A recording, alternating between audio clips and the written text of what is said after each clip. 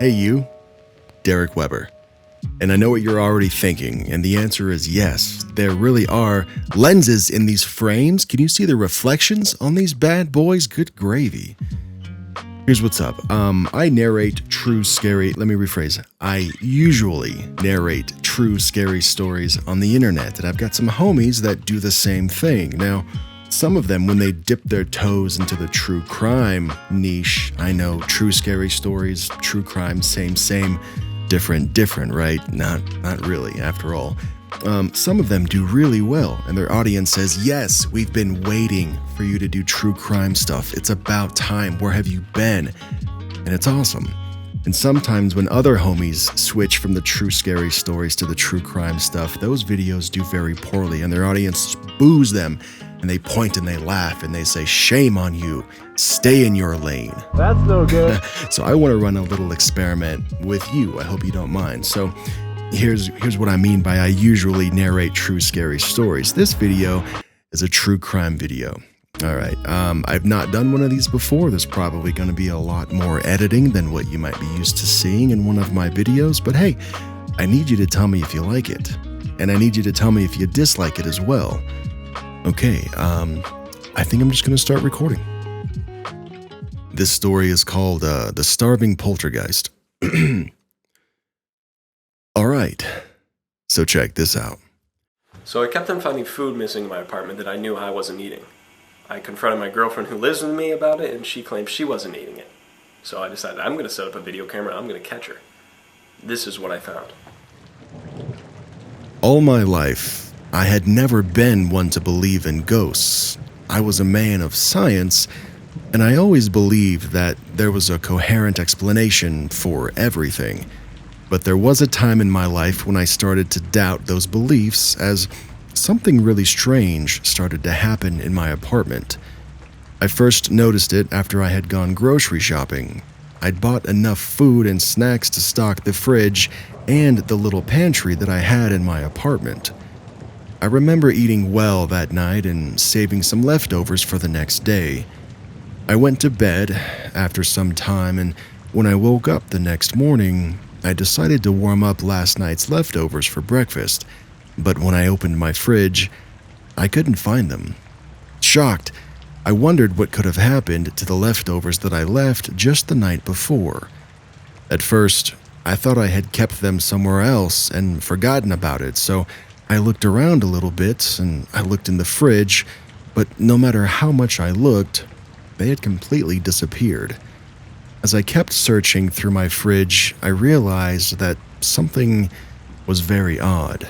The leftovers weren't the only things that were missing, as a substantial amount of other food items were gone too.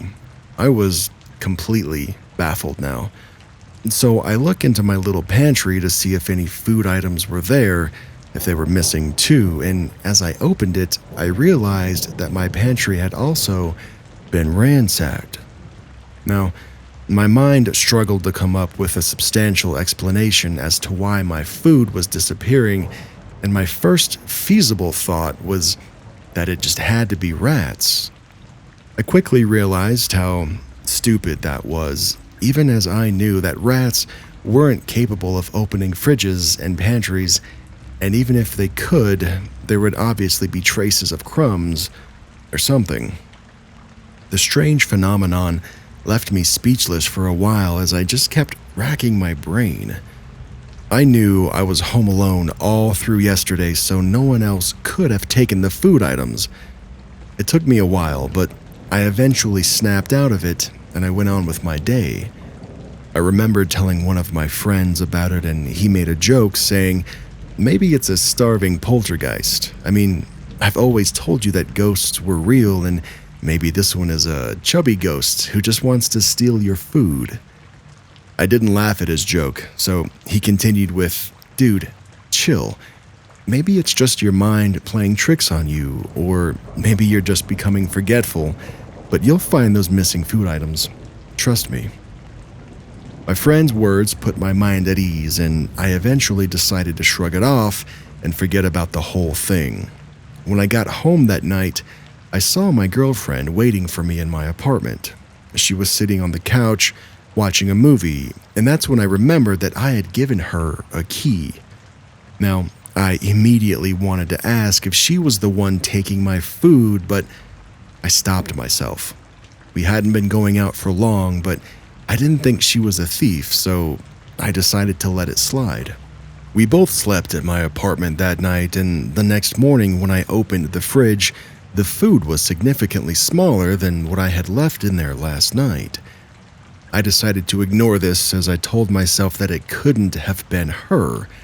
I was completely sure that she was with me all through the night, so there was no way that it could have been her.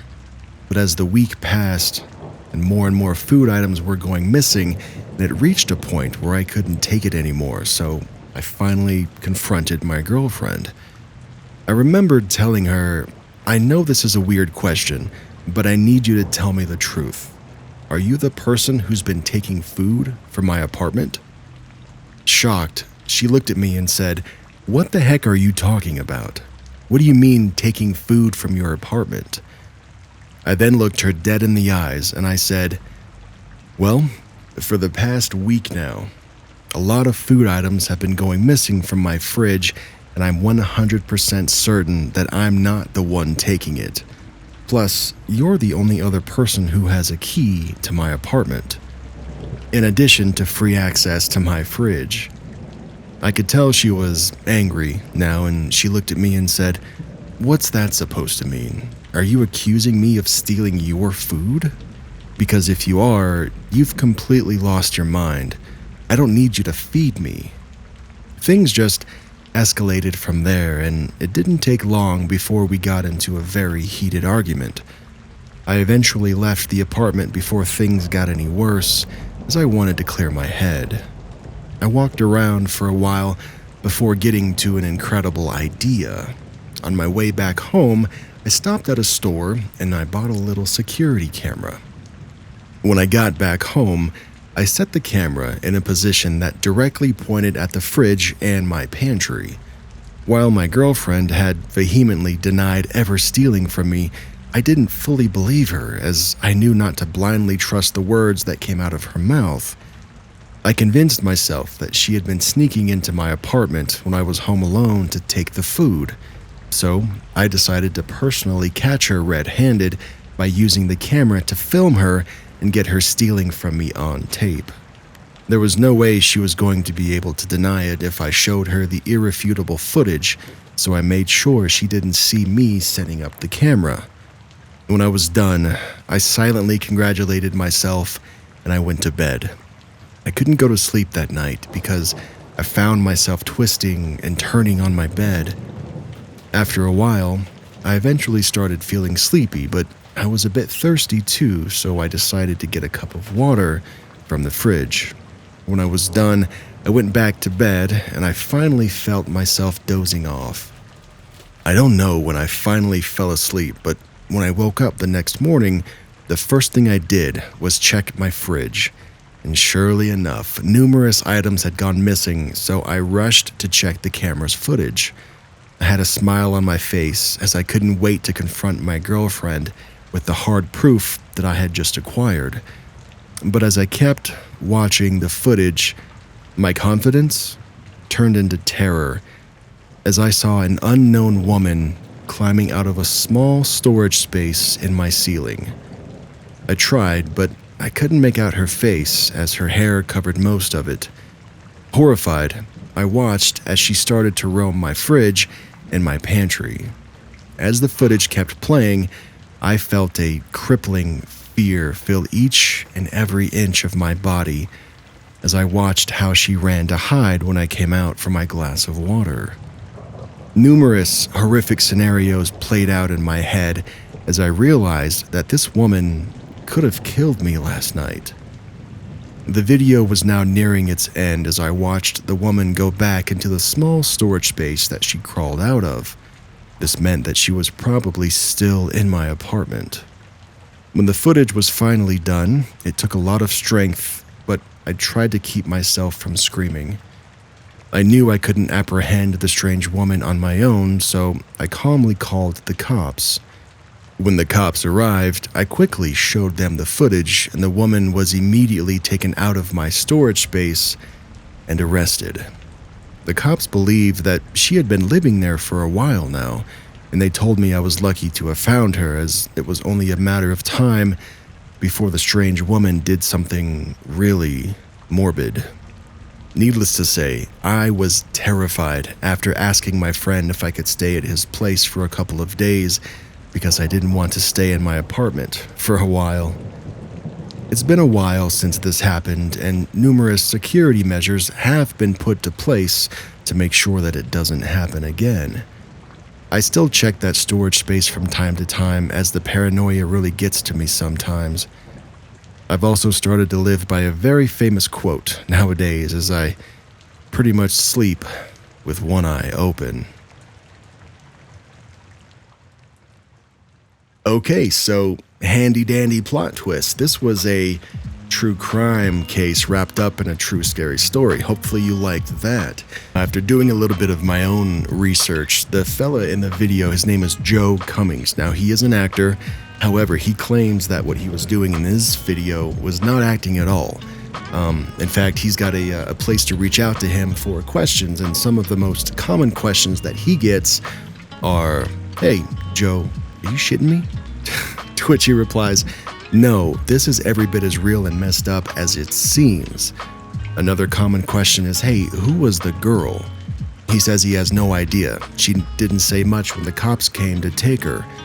And then finally, how long was she actually in your apartment?